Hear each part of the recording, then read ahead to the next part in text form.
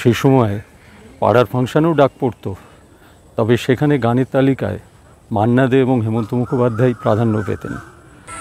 নমস্কার বন্ধুরা, আমি শামুদা।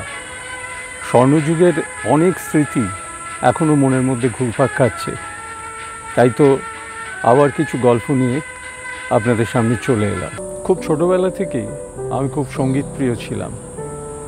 আমার মা সুগায়িকা ছিলেন এবং রবীন্দ্রসঙ্গীত গাইতেন, আর সেখান থেকেই আমার মধ্যে গান বাজনার সঞ্চার ঘটেছিল। ওমা হাসি হাসি পূর্ব ফাঁসি দেখবে ভারতবাসী,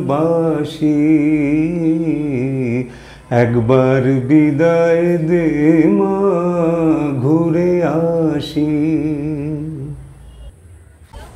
আমরা ছিলাম 7 ভাই বোন। তো দাদা দিদিরা সবাই বড়, আমি সবার ছোট। তো গানের ব্যাপারে দাদা দিদিদেরও আবদার থাকতো। আর এছাড়া কোনো আত্মীয় স্বজনের বাড়ি সে সময় গেলে তখন বলা হতো, মণি এবার গান ধরো। আমার ডাকনাম ছিল মণি।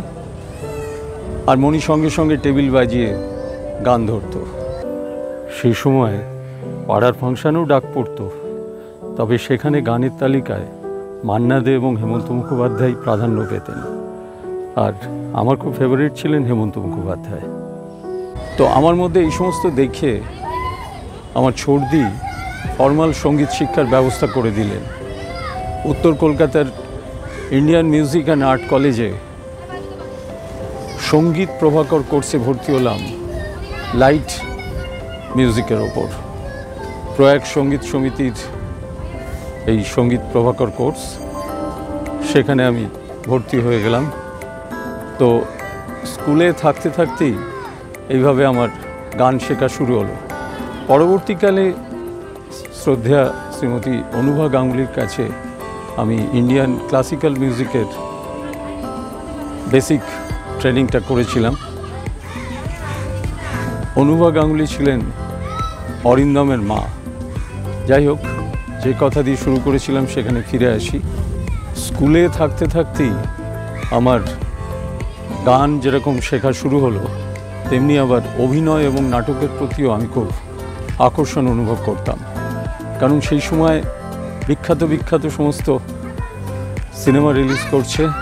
আর এছাড়াও বাংলার বিভিন্ন রঙ্গমঞ্চে, বিশেষ করে কলকাতার বিভিন্ন রঙ্গমঞ্চে তখন কমার্শিয়াল নাটক হতো। সেগুলি খুব বিখ্যাত বিখ্যাত সমস্ত নাটক। আর তার সঙ্গে পাল্লা দিয়ে দিকপাল অভিনেতারা যেমন শম্ভু মিত্র, তৃপ্তি মিত্র, রুদ্রপ্রসাদ সেনগুপ্ত, অজিতেশ বন্দ্যোপাধ্যায় থেকে শুরু করে উৎপল দত্তেরা তখন গ্রুপ থিয়েটার করছেন। তো এছাড়া বাংলা সঙ্গীত জগতেও তখন দারুণ সমস্ত দুর্দান্ত সমস্ত সঙ্গীত শিল্পীরা, তার সঙ্গে পাল্লা দিয়ে লিরিসিস্ট, তার সঙ্গে পাল্লা দিয়ে সুরকার। সুতরাং বাংলা সাংস্কৃতিক জগৎ একদম জমজমাট ছিল। স্বাভাবিকভাবেই এই জগতের প্রতি আমার একটা আকর্ষণ অনুভব করতাম। সকলেরই মায় আছে, আমার কেন নাই?